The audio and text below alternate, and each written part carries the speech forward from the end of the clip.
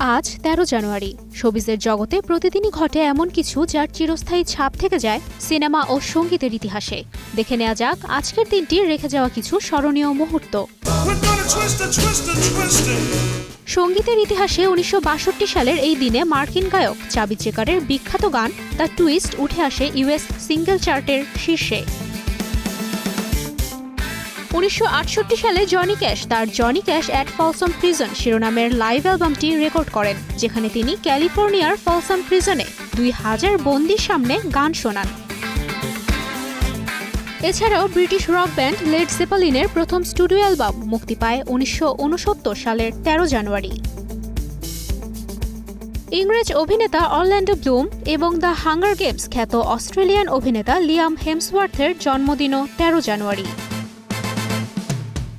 অন্যদিকে ডিজনির আইকনিক চরিত্র মিকি মাউসের প্রথম কমিক স্ট্রিপ প্রকাশ পায় ১৯৩০-এর ১৩ জানুয়ারি। সবশেষে ২০০১ সালের আজকের দিনেই এবিসি চ্যানেলে প্রথম সম্প্রচার হয় ডিজনি চরিত্রদের নিয়ে নির্মিত শো হাউস অফ মাউস। এই ছিল শোবিজ জগতের আজকের বিশেষ কিছু মুহূর্ত, যা মনে করিয়ে দেয় সিনেমা ও সঙ্গীতের জগতে প্রতিটি দিনই সৃষ্টি হচ্ছে ইতিহাস, যা অনুপ্রেরণা যোগায় নতুন সৃজনশীলতা ও বিনোদনে। তুবাইশি বুশরা, স্টার নিউজ।